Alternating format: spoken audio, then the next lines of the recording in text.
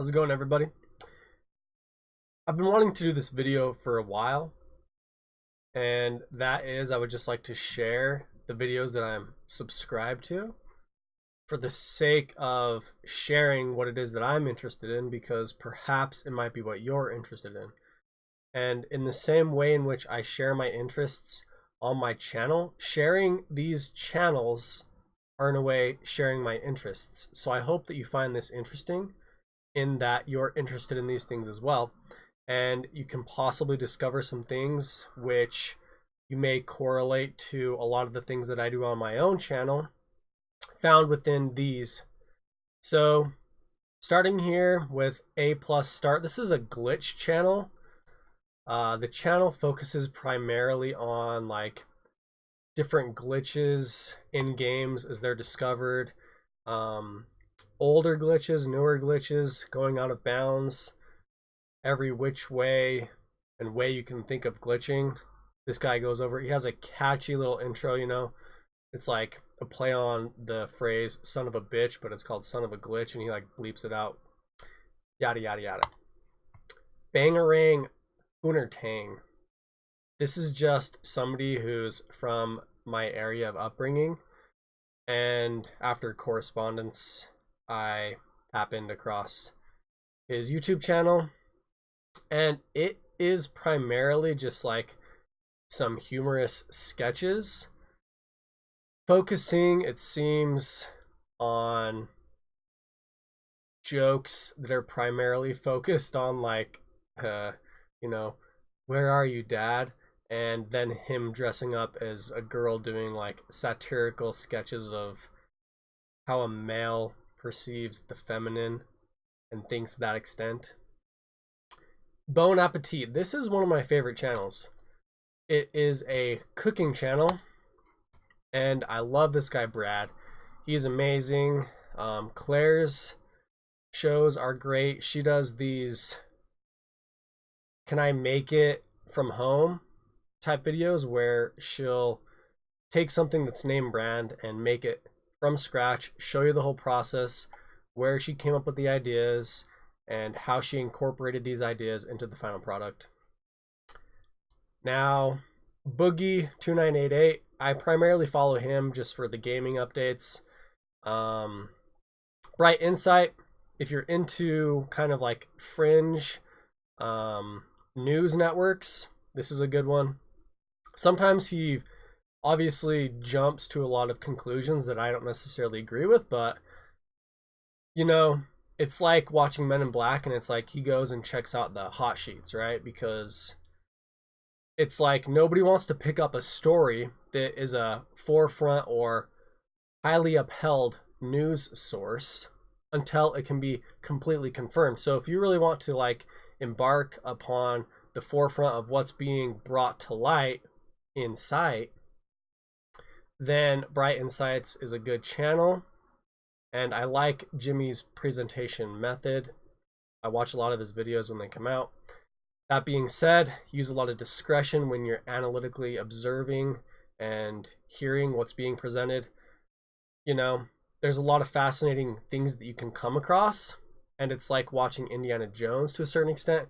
Just enjoy it for that viewing pleasure alone, and, you know, don't necessarily take everything as it is, but take it with a grain of salt, I would say. Chillrog, just a guy that I got in contact with because I played a lot of Heroes of the Storm. He's a streamer. He's pretty good. Cody's Lab. This is one which I'm very fond of. He is kind of like a DIY science guy. And, you know, he does all of these things from his home and whatever else. He's a student like me who just really enjoys exploring and kind of discovering these things on his own. And I think a lot of people downplay the fact that, you know, oh, that's already known. Well, just because it's known by, I guess, you know, the organizational information system itself doesn't necessarily mean that it's not new to you. So we all are embarking on this sense of self-discovery, and he truly takes that to the extreme, where he is embarking on this adventure, and, you know, he invites you to join him. Creepy Little Book. I love this channel. It's primarily focused on the occult and fringe religious topics and various other things. It's very similar to Bright Insights, but I feel like there's a lot more of kind of a conceptual and ideological process that goes into these presentations where, you know, it's not necessarily taking the literal truth, but it's trying to scavenge through kind of the muck and the mire and pull out the bits of wisdom which transcend just kind of the nonsensical nature of a thing itself. Like, for example, how a lot of texts which are clearly, you know, not fact can contain bits of things which hold water in a world of fact and of reason, and they transcend, I guess, you know, the confines of the presentation itself. It's these ideologies, these motifs, these underlying messages that we're truly meant to discover within these stories that are told and have been passed down from the beginning of man. Dan Carlin is amazing. He primarily does historical presentations. He has this series called Hardcore History, which I love. And if you want to get into history, I would definitely recommend listening to Dan Carlin. He is great, does a ton of research before everything, and he just spews the knowledge in a way in which it's not spewed. It is engaging, it is entertaining, and it is on point. And he presents as many sides as he can while staying within the confines of what it is we're talking about, which is great. Dino Destroyer. This is just another gamer channel. Obviously, the dude focuses on carnivores, but it's like a lot of app type games and mobile type games and stuff like that. Just kind of funny. I don't know, that's one of my like whimsical subscriptions. And honestly, the guy gets like a lot of like comments and views on all of his videos. It's very kind of like obscure as to why, but I don't know, he does. Dong, do online now, guys. This is another one of my favorites. It's with the Vsauce crew, Jake and Michael. And these videos are kind of what I feel like actually spurred my channel into existence, was just seeing these guys tackle these problems and present information in a very entertaining and a way in which it prompted you to explore these thoughts yourself and to try and apply these thoughts within your life and possibly change your perspective and outlook on everything that surrounds you and maybe even what you yourself are. There's my channel. And the reason as to why I have all of these subscriptions on my other channel is just for means of an easy categorization, organization, and also because I'm not necessarily affiliated with anybody at this point in time. I wanted my channel to be something very professional, and so I've kept them on my other channel, which is just my name. Now, the next in line is Fighter.pl. Does a lot of like compilation videos, primarily focusing on Dark Souls. They're funny. I like his choice of music and stuff and whatever, and his like comedy in them. So every once in a while, I'll tune into that. Fight and Cowboy. I love this channel. He does a lot of Let's Plays. He's like my go-to if I'm kind of like not able to afford a game, but I want to somewhat experience, like, to the extent of where I'm not paying to play, but I'm still not playing because I'm just watching. But I want to have the feeling like I'm playing, you know.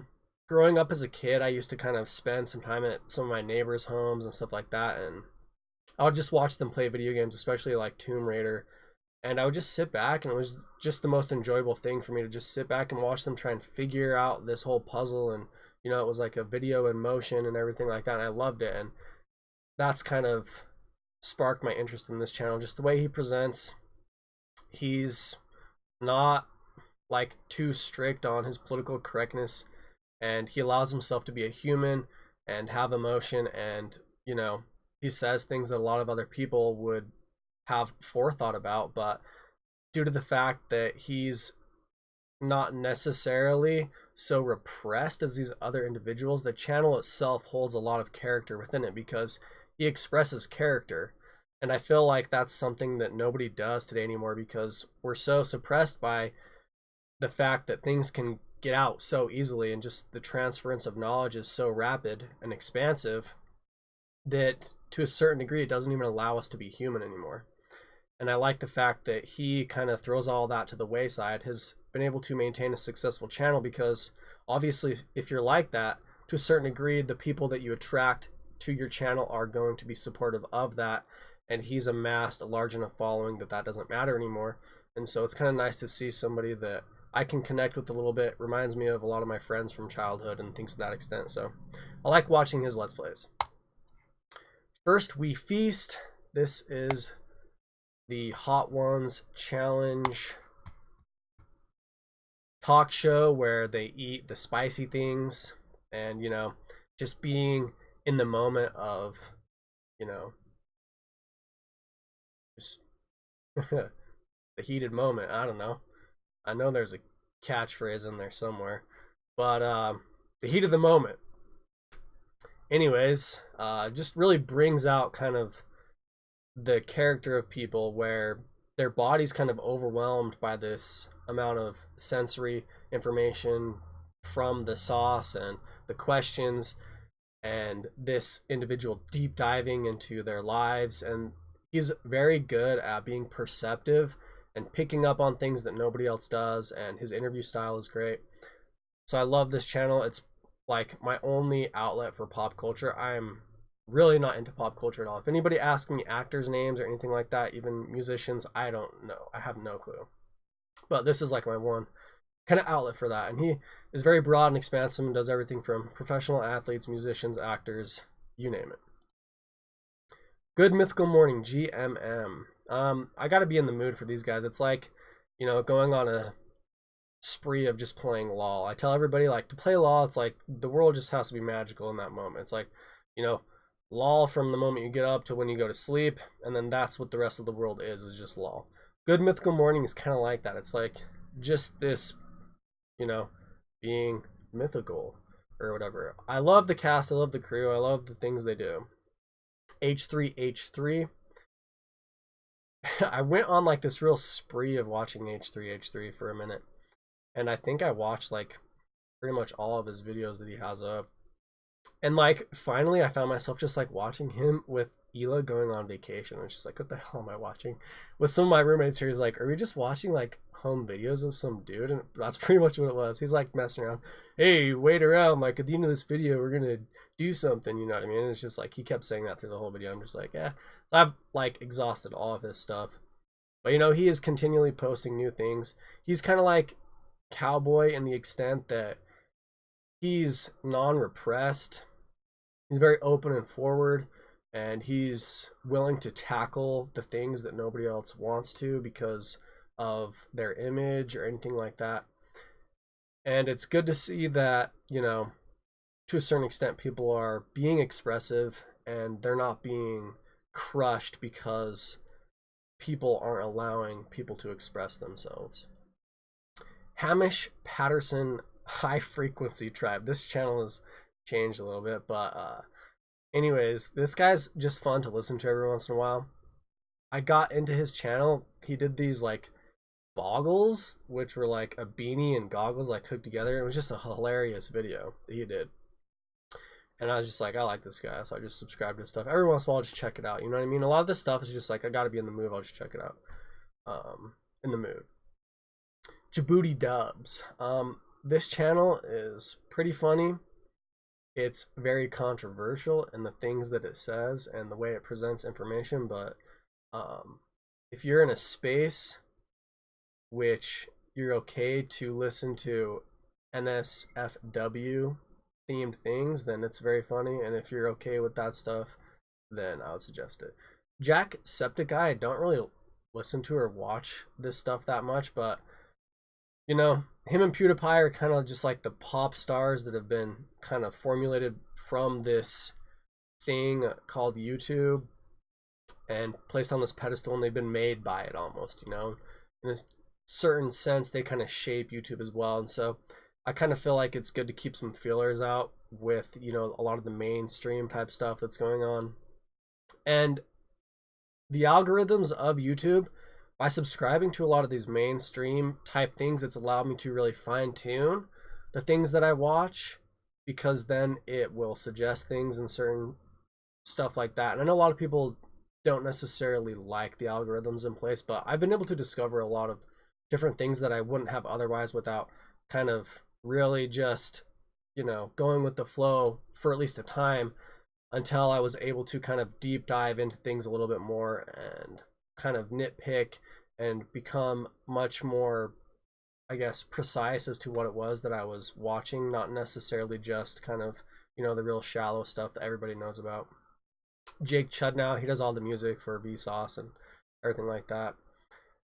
Jordan Peterson, just, you know, way to keep up on current events, politics. Joseph Stample, he is a man that I met while I was at my NASA retreat. Kanye West, don't know why he doesn't have an icon up. Obviously, that's Kanye West. He has a lot more stuff on his channel than just like videos. Sometimes there's like interviews on there and stuff like that, or just like him talking about things. Lang Focus. For a time, I was really into just kind of this whole ideology of language, how it's evolved, what is language, and, you know, comparing languages and stuff like that. This is what this channel is about. Last Week Tonight, another political one. I used to really watch like the Colbert Report and stuff like that, and, you know, like Tosh.0 and like Workaholics and whatever else. But now that I don't have cable, and literally, you know, everybody that I go and hang out with nowadays doesn't have cable, this is kind of like that outlet transferred to like a life without network television. It's kind of like network-esque. You know, network television and high budget production films, they have this certain feeling. And to a certain extent, I like that YouTube doesn't have that, and like other peer-to-peer, you know, video sharing websites like BitChute and stuff like that. But every once in a while, you know, you just get like the nostalgic feeling, and you just watch something and you just know that this is like a high production film or whatever. And that kind of has that and entails that. And also it keeps me up to date on things, whether or not, you know, you agree with the way things are being presented politically. You can still kind of decipher like the current movements and political like problems that are being amassed today, you know, currently, by just some form of, you know, current events. And so I like to choose the one in which is the most entertaining, because if it's not entertaining to me, then I'll just throw it out, you know. So that's my way of getting that film. LGR, this guy's great. He does a lot of like antiquated reviews on technological pieces, so it's called Lazy Game Reviews. Lazy Gamer. But this stuff's great.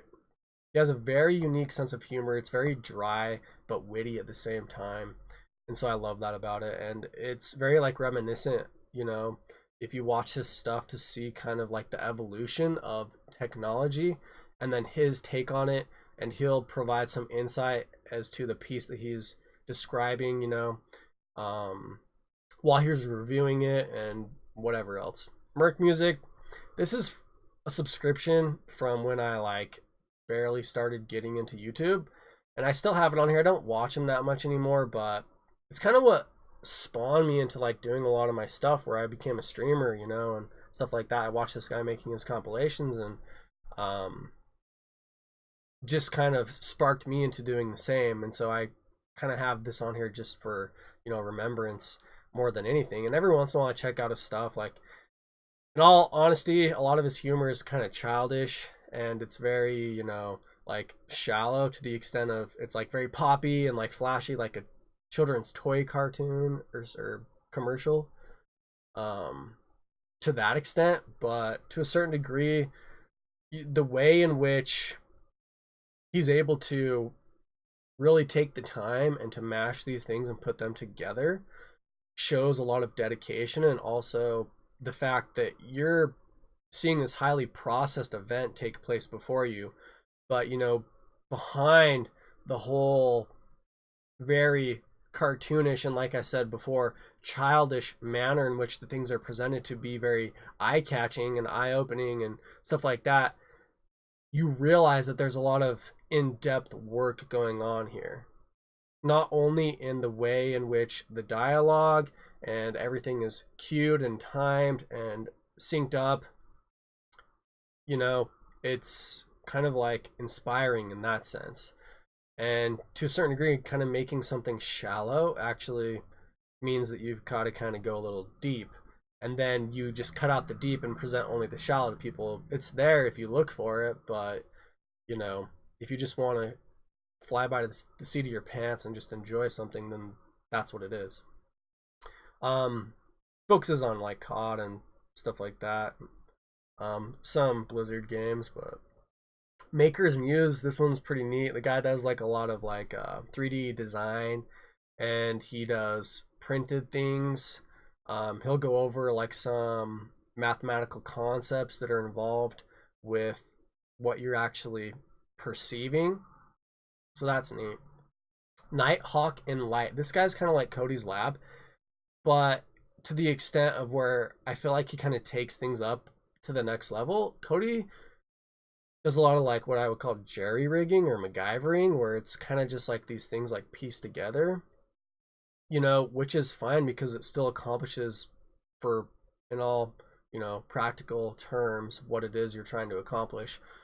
But then taking that to the next level where it's doing all of that, but then in an aesthetic way, which is presentable, kind of just beyond like just an amalgamation of parts that you've kind of scavenged for to create this Frankenstein device, which does work and is cool in that sense. And that has its own pleasing aspects as well. But Nighthawk and Light really does a good job at just kind of making things very professional. He's like a backyard scientist, just like Cody, and everything like that. OKS Dane, I don't know. One time I was just scouring through YouTube, and it was just like, this channel's like, these channels are like yours. And like, honestly, all the channels that it says are like mine are not like mine. It has just like all these like vloggers and stuff like that. I'm on here like reading poetry, and I clicked on this one once, and it was just like, I guess this is like my international kind of like news, international current events, kind of from like the perspective of just a person vlogging. And then also I like the sound of like the Italian. It's like this very fluent like language that just sounds like flowery, and it's something that I'm learning about in my language classes nowadays, where they talk about the Romance languages and stuff like that, and how they cut out sounds, and the a lot of the words have to go through a process before being approved and stuff like that before they're introduced into the dictionaries. And I don't know, I was just like kind of like entranced with like listening to it for a minute, and like me being like very engaged in poetry and stuff like that, kind of like accentuating those things which spark that feeling to you of really just being like confronted with something that invokes that sort of emotion, whether it's something through a visual sense or an auditory type sense. You shouldn't cut out any of those things in your life, and you should just accentuate those things. Like for example, on my way to one of my classes, I just was like laying on the grass, the sun was shining, and I just put this on and just like listened to her just like talking. And I sat and lay down on the grass in the middle of the quad and just like listened to like this Italian chick like I don't know what she's saying, but it sounded neat, you know what I mean? Like I just like took a nap and fell asleep right there on the grass. PDR. So this guy is like a friend to a guy that I met who's a successful Japanese YouTuber, And I was like talking to him, and anyways, the guy that I met ended up deleting his channel because he wanted to get off YouTube. I don't know why. Like, I felt like he just felt like it wasn't providing him with like what he deemed as like a successful lifestyle or something to that extent, where he's like, I'm a YouTuber. He was like making money, which I don't even do. And anyways, he decided to delete his channel. And so I started talking to him and got to know him and everything like that. And I was like, well, since your channel's gone, do you have any friends or any like Japanese channels that you recommend I check out?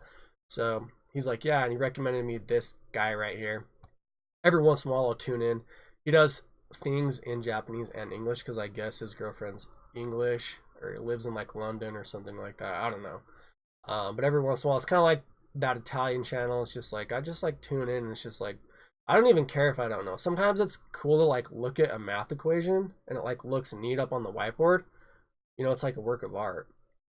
You don't understand what the hell it's saying, but it's like just the fact that all of these characters and symbols are stable and they're able to maintain like their own image in this mass amalgamation of what looks chaotic, but they all have meaning. And if they're, you know, done in a little bit of a different manner, they don't mean what they do. And all the spacing in between them all is kept pristine and everything like that. It's just kind of like something beautiful to look at.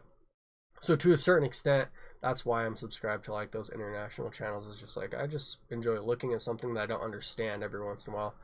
So that's kind of that. PewDiePie, the same thing as Jacksepticeye, really.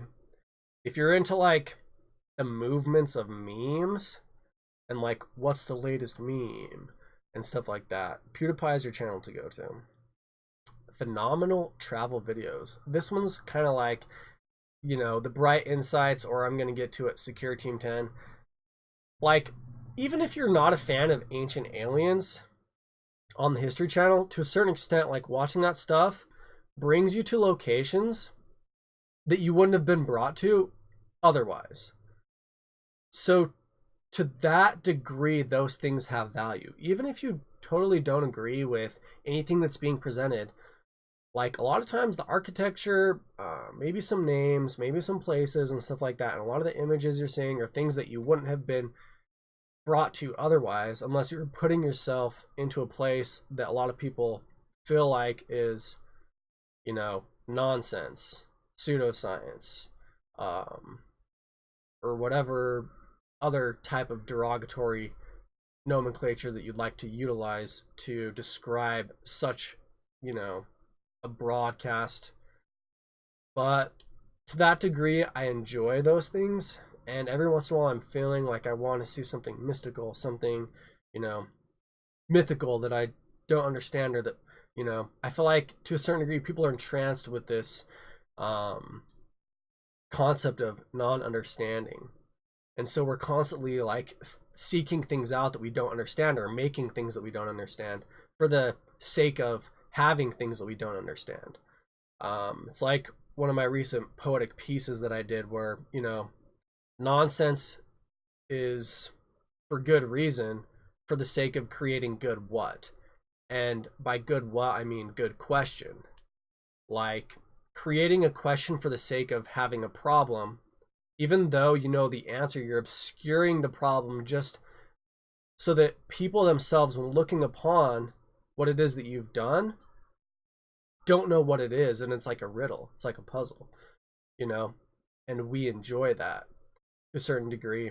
And so in that sense, I like these channels. They take me places that, you know, I wouldn't have come to otherwise, and so I like them, I enjoy them. Sometimes they're like the hot sheets, whatever. Take everything that's being presented with a grain of salt for sure, and look for those things which are the bits of wisdom within the lie, you know what I mean, where it's like the underlying motif, the symbolisms, the metaphors, and things like that, which transcend just the story that's being told, the applicable truths that you can gain from listening to a story, even though the story is pure fantasy. JRE, his stuff's great. I listen to his stuff like just in like binge amounts. It's like I'll go on like a JRE binge, you know what I mean, for a time. and it's got to be like something that I'm in the mood for, like with all my other stuff. But I love JRE. Um, he's very good at doing these interviews. He's great at it. Um, you know, someday if my channel ever takes off, I think that would be cool to kind of have that format like he does. It's just like his office is just this amalgamation of all these ideas that like he's been presented with, and is, you know, you're sitting there looking at the camera pan around his office and you see all these different things that are just kind of conglomerated there. It's almost like these objects all represent just a little bit of an experience that he's had, and you definitely see all of that in the presentations that are made and in the conversations that he has with the people that he does. So that's cool. Red versus Blue. I think this is like the oldest running like internet TV series, whatever you want to call it, in existence. Um, for a time, I was super into Halo, um, but I mostly game on my computer now. Um, if the new Halo Infinity comes out on computer, that'd be cool. I recently did a whole streaming series of the original Halo. That was neat, and that kind of got me back into like this whole red versus blue thing. Halo has just been a huge part of my life, like, you know, the LAN parties, hanging out with friends and whatever else, and, you know, ordering pizza and me getting the thin crust pizza and everyone else having like an inside joke about it, like, don't let Austin order the pizza because he'll order thin crust. I'm just like, it tastes great, and they're like, yeah, but it doesn't feed you worth shit. You know what I mean? Just like little things like that. Just with all my buds growing up, and like Halo was kind of like one of the first things that really just connected people, you know, through those means, and, you know, yeah, the screen peekers, and or being separated upstairs and downstairs, you know, just with like an Ethernet cable connecting the two consoles and just having at it. It was great. And then, you know, after the match, running up and down the stairs, just reminiscing about the match that just barely happened and whatever else, you know. Saber Spark, this guy does a lot of presentations on like cartoons that are out. He does it in like a satirical format where he pokes fun at it, but tries to find like, you know, bits of kind of like profound moments in things. Or if there are none, he literally will just rip it to shreds. Secure Team 10, this is the hot sheets. Like, again, this guy is ridiculous. He's always looking to make something what it isn't. And in that, he'll, before coming to any other form of conclusion, which is what you should do before you come to the ridiculous sense of conclusion, he will go to the ridiculous before just the normal happenstance of things. And truly, I think that a lot of like this whole outer space type thing has a lot of like underlying metaphor with us wanting to have something greater than ourselves, because we don't like the weight of all that being on our shoulders. We want something that we can rely on that's going to come and fix all our problems and yada, yada, yada, and stuff like that. But if you want to watch a channel that just has that vibe, every once in a while you get to learn about weird anomalies going on worldwide. Again, you get taken to places that you wouldn't normally get taken to otherwise. A lot of times you find out about a lot of news that don't get, you know, that doesn't get presented on a lot of these mainstream platforms and stuff like that, even though like a lot of the bias and the light in which it's being presented in may not necessarily be to the full extent like what's actually going on. It's still going to take you there, bring it to your awareness, and then you can kind of deep dive into the research on your own, you know. And if you want to just learn about weird weather and anomalies and stuff like that happening worldwide to a certain degree, it's like you're not going to figure that out on your local weather channel, you know. Steven Crowder, another one of those that falls into like keeping up with current events. Stock Bank, this is just like Creative Commons stuff that I use for me making my own videos. I'll get stuff from here to like put in my own videos that I make. Strange Parts, this is a guy that does like a really like engineering and technological oriented like organic sense of a type videos where it's kind of like the backyard scientist, like hacker, like not necessarily just on computers, but to a certain degree he does do like programming, and he just like puts things together that, um, you wouldn't normally like do, or he'll like debunk the fact that you can't do these things at your home. Like growing up, I was certainly aware of like modding things. A lot of people, they look around the world and they think it's so concrete, but you come across people like this where they are truly able to kind of shape and form the world around them and just put things together in a way that you wouldn't, you know, even think of to do yourself, and kind of just like hacking the system. This is like the real life hacks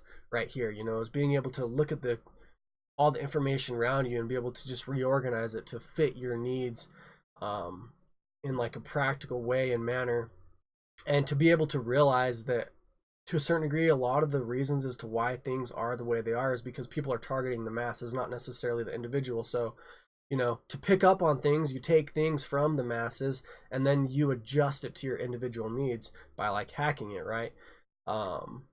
And you just fine tune it for yourself, because as these companies are engineering goods to market to everybody, they're not marketing it to any single person in mind, and none of us are the whole, you know. So kind of like taking these things and adjusting it or hacking it to like better your life, just fine tune it really. The Daily Wire, just another you know current events type thing. Honestly, I watch Last Week Tonight more than any of these, just because it's the most entertaining out of all of them.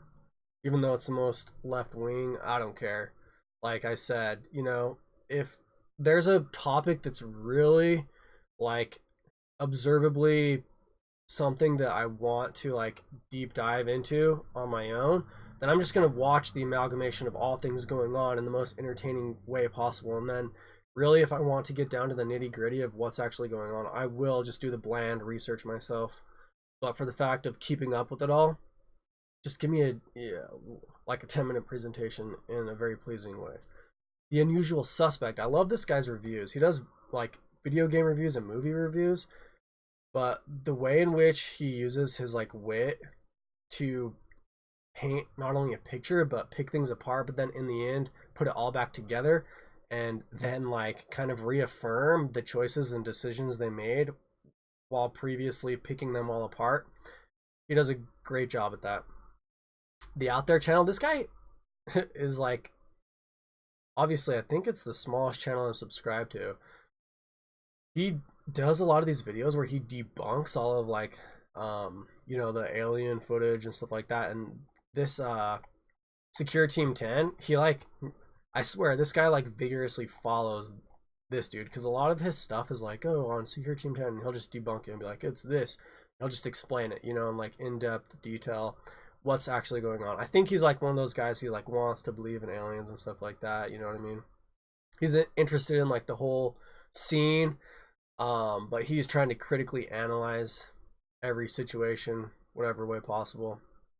Today I found out this is just kind of like, what the History Channel used to be like.